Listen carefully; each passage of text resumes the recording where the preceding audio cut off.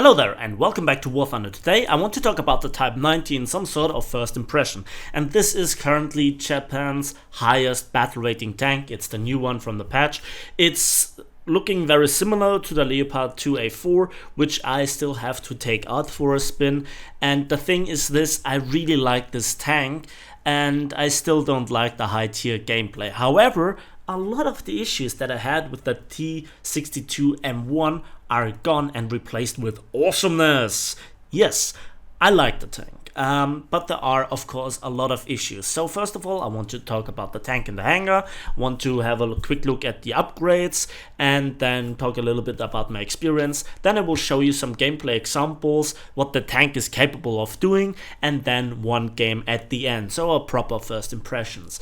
So we have a 120mm Type-90 L44 cannon. For all intents and purposes, it's a Rheinmetall L44 smoothbore gun, and we have an autoloader that delivers a shell every 5 seconds regardless of your crew skills. However, the gun handling is a bit strange at times because you have such great mobility. You want to go, over hills and just into ditches, want to go hull down, but the tank doesn't really support this. First of all, you have around about a third slower turret rotation speed than comparable tanks such as the Abrams or the Leopard 2K. So they have around about 30 degrees per second.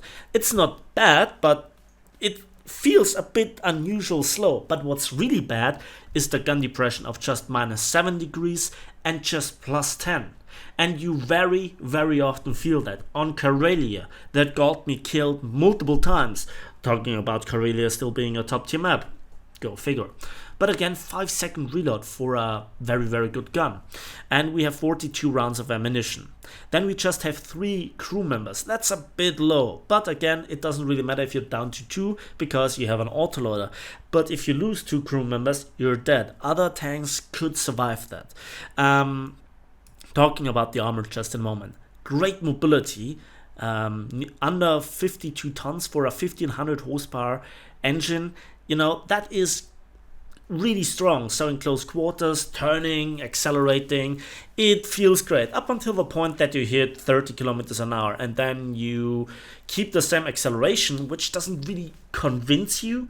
And then at the very best, you hit 55 kilometers an hour with top speed that is claimed to be at 73 kilometers an hour. The fastest that I ever went was 60 kilometers an hour down a hill.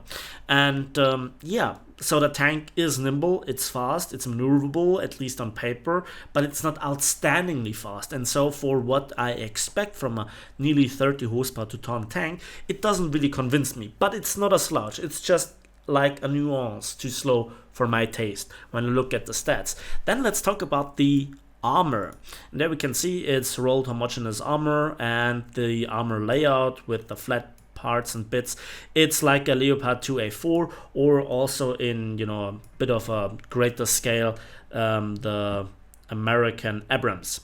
Then the protection analysis shows us that when, let's say, Germany's where is it, the KPZ-70 with the APFSDS shoots here, it goes through the lower glacis with ease. The upper glacis, he actually has still a decent chance despite what you see here. Then here is a ricochet zone, and then the turret ring is easy, and then the gun mantle is easy. Well, this part here is not strong enough. But a lot of the tanks field ammunition that way exceeds this one. I took here the KPZ-70 because it has not the strongest AP-FSDS in the first place. If we then switch to the Leopard 2A4 with the no, there's the shell. With the DM-23, we can see a lot of the tank is paper.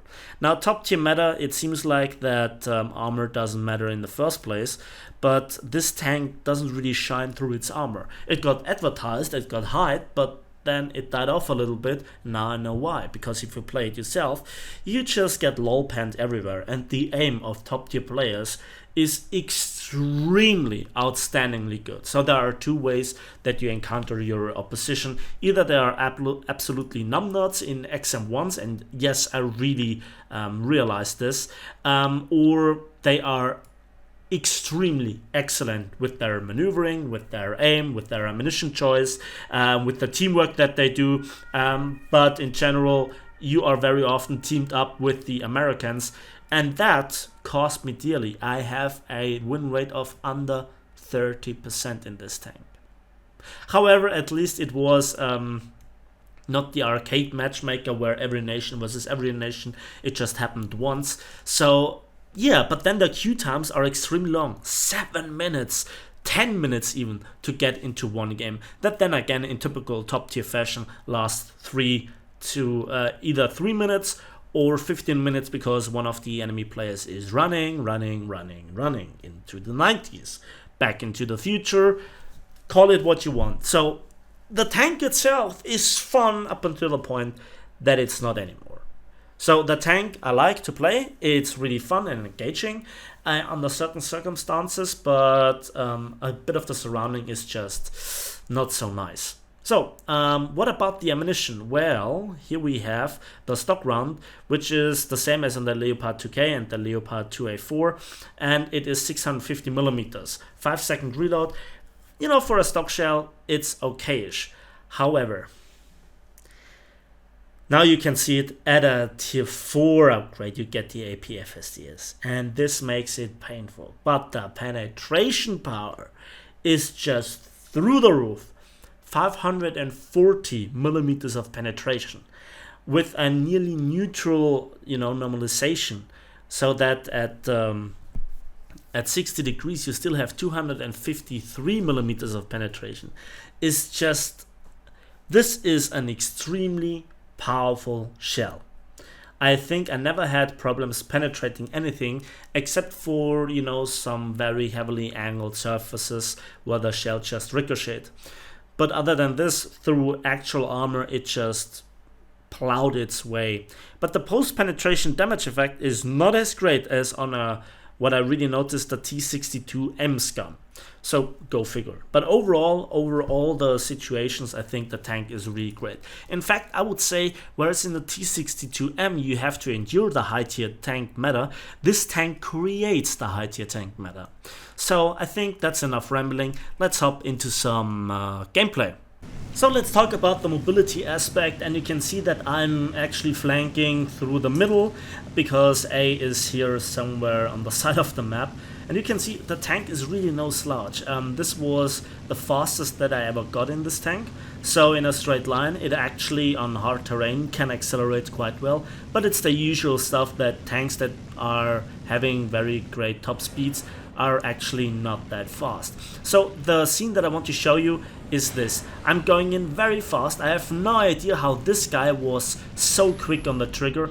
And one of my 3 crew members gets knocked out now, and I did not see where the shot was coming from. Now I was really looking like, what the hell, where does it come from? Then I bounce against a rock that is hidden in the snow, and it forces me to practically stand still. This is Gaijin's enhanced map design. And then we go in after we checked our surrounding. So I gamble here a lot that the sniper that wanted to kill me is actually not having a line of fire now on me, or he has some other issues. Another tree gets me to the standstill, but to be honest, it's a bit of a bigger tree. And then there is this leopard, and it looks dead. And I just leave him alone. I don't want to give my position away. And now I'm behind enemy lines. So this is kind of what you have to do. I observe him and I listen to my surrounding. I want to reposition myself in such a way that I can observe my surroundings. And then this T-64, actually, he had no idea. He doesn't really feel that powerful when it comes to maneuvering fights. It's just not fast enough. He probably just went out of the spawn and he already gets killed by me. But I don't really feel sorry, because they have a gun to kill me as well. This guy had also no idea where his colleague was going. And yeah, that's actually now the end. A few moments later, I observe here that something's going on behind this rock. Somebody is either spotted or he gets shot a lot. I don't know what's going on, but eventually I play with the thought of dropping an artillery strike on him, and I'm observing. Hopefully he doesn't see me, but I still have to check my surrounding. Where's the airplane going? The artillery hits are going in.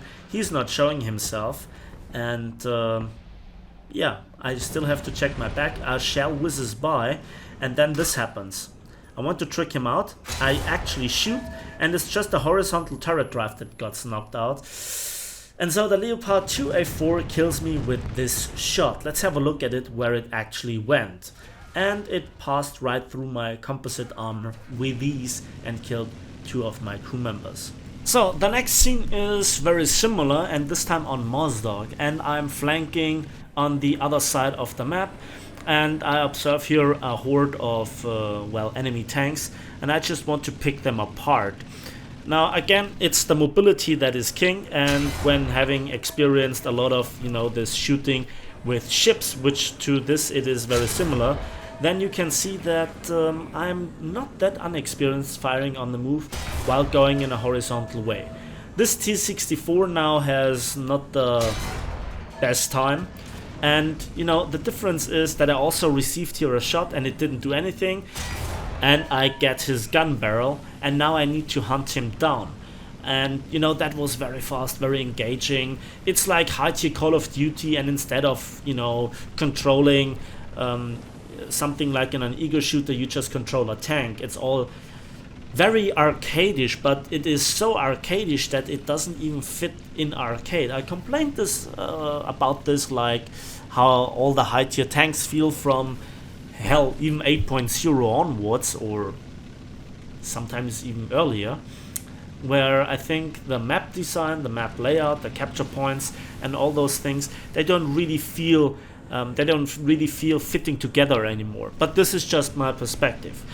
The weird thing is, I still have hopes for high-tier tanks that it can go better. I have some ideas, I've talked about this, but Gaijin just wants to go that way, and that was a horrible shot. That was not aimed very well, and the next shot is even worse. And here you could see one problem. It's that sometimes the gun jumps randomly up and down. It's not down to the ping, it's not down to the packet loss, it's just random, something that I have never encountered with any other tank before, except the Type-94, so the predecessor. But I digress. So it's really the lack of gun depression. Now, the Russian T-64 doesn't really feel to have the same problem, but for one specific reason only. It doesn't do the hill climb thing in the first place. It's more like a frontline brawler. That's the last thing that it can do. Now, currently the Russians are not the problem. They have good guns, but it's the lack of mobility, lack of reload, lack of versatility that makes them not the hardest opposition. I think the strongest problem at top tier is the XM1. It gets spammed out, noobs pay themselves into top tier and ruining the experience for everybody. And if you are having so many matches with them as I have, then it is kind of a problem.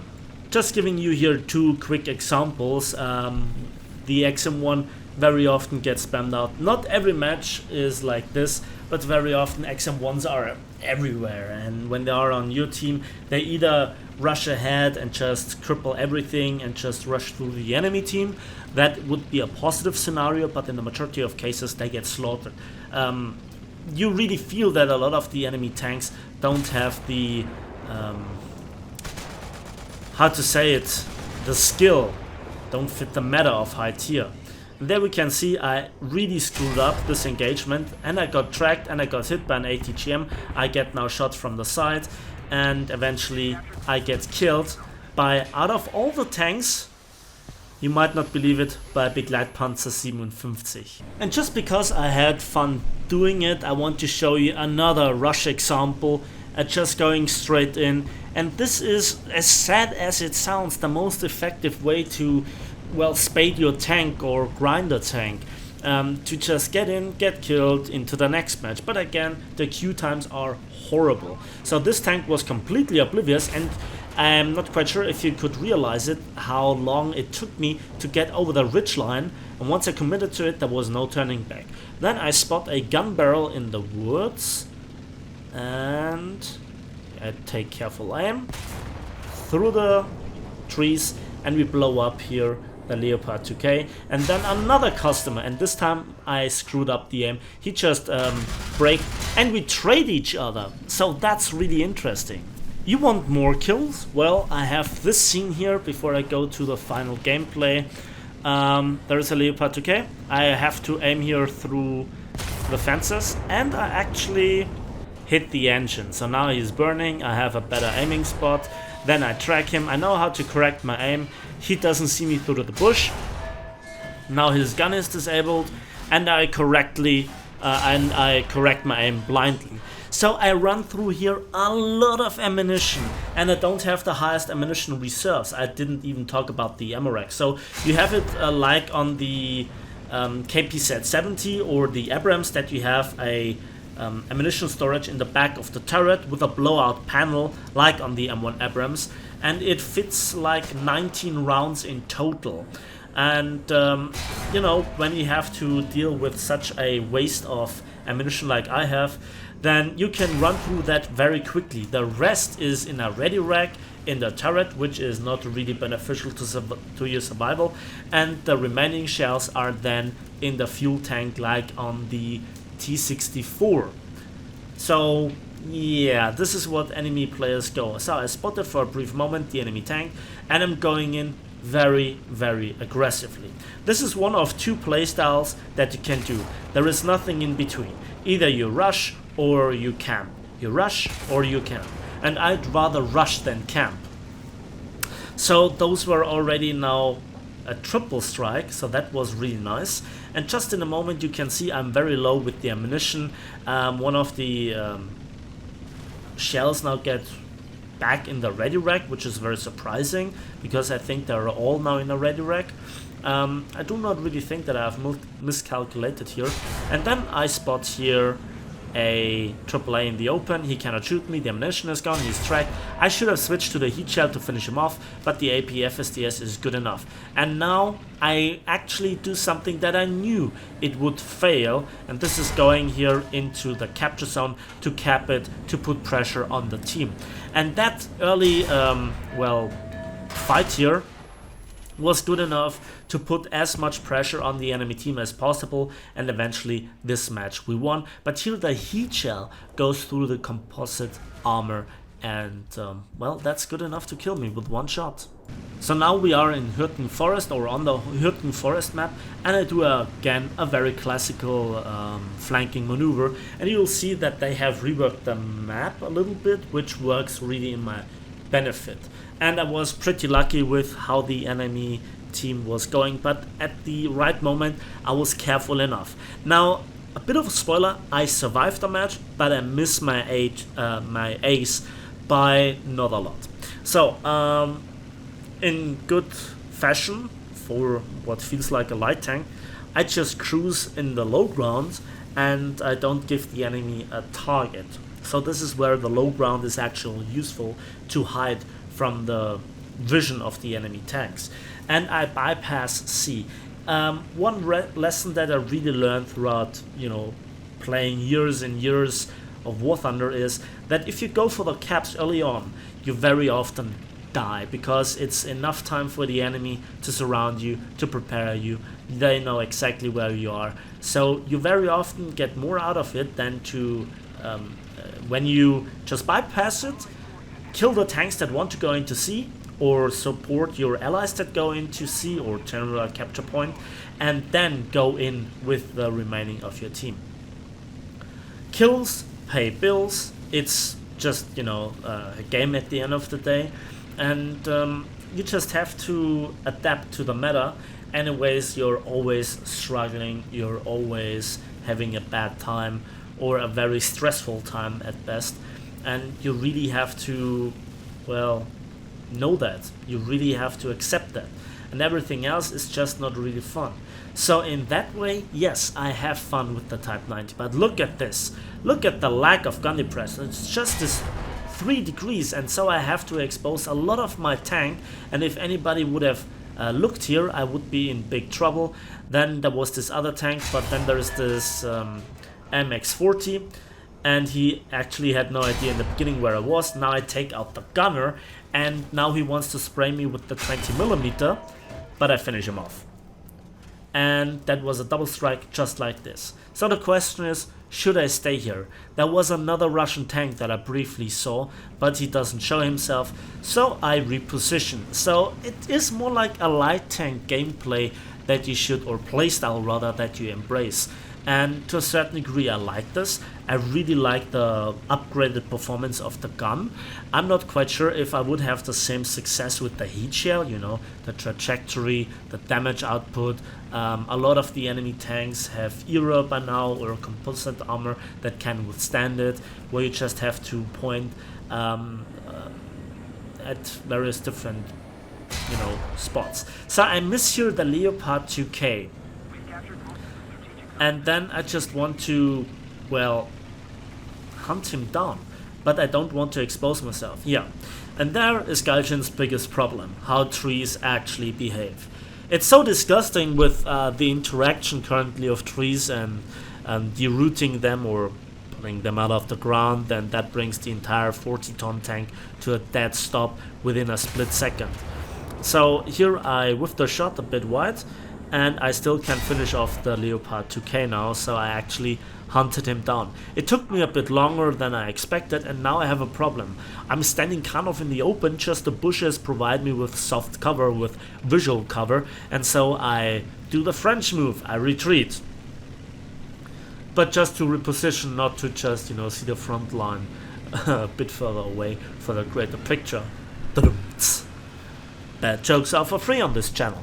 So, yeah, and now, what do I do now? And then there is the pinging on the map. I saw the symbol popping up from a Leopard to a 4, I guess, and so I need to hunt them down. Somebody, I guess, wrote in chat that there are 2 near the river, so this is where I am, this is my area, this is my positioning, this is my part of teamwork. Now, teamwork isn't always very obvious, and that was a bad shot, but I digress. He didn't really see it either. He didn't hear it, he didn't see it, he didn't get hit. It passed right through his road wheels, I guess. So I can now hunt him down. I see him briefly, and I want to just not fall victim to the second one, so my driving is a bit more careful. I take now the high ground, because we all know that high ground beats low grounds. Hello, Anakin. Again, cheap jokes are for free on this channel, and now he has nowhere to go, and I aim for the engine, and we blast right through the entirety of the tank from the rear. Yes, we like that.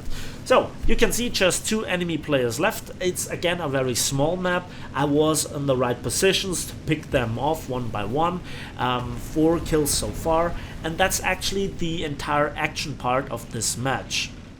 So, what is now? Well, I cut in a few minutes later where we want to hunt down one of the last 2 remaining players. He got pinged on the map, and I just couldn't hunt him down, but still 4 kills, and I was 6th in team. So a few tanks had more interactions with the capture points, got killed, went into airplanes. This is how usually you create more and more score points. So that was 23,000 civil lines and 3,700 research points for researching the Type-90 with the Type-90. Yeah, those are the test drives that I really like. So, yeah, I was second last in the team despite having all the kills. Now let's have a look at the economy. Ammunition costs nearly 11,000, so the actual reward for a top tier successful 1 game is just 12,000 silver lines. So much for high tier, well, economics. I hate them really. And you lose continuously silver lines even with successful games if you just get killed and you don't make 3-4 kills. It's really a bit annoying. It's the income that is really way too low. So what do you think about this gameplay? What do you think about how I played, how I described the tank? I personally had more fun with this tank because it fits the meta better, but that doesn't really say anything how I enjoy playing it. I had more fun, but I did not really enjoy it in the way that I want to enjoy War Thunder. I know this is a bit nitpicking. The tank has some issues with the gun handling, turret rotation speed, gun elevation, and also gun depression are very limited. The gun elevation speed is just 4 degrees per second, so you very often get into those awkward moments. Don't fight on too hilly terrain, you just fall victim to the Leopard 2A4 or hell, even to challengers, and that's a bit embarrassing. So that's it for me today. Thanks for watching, thanks for listening. Please give this video a like if you did, subscribe if you want to see more, and we'll see each other in the skies, on the waves, and on the battlefields of War Thunder.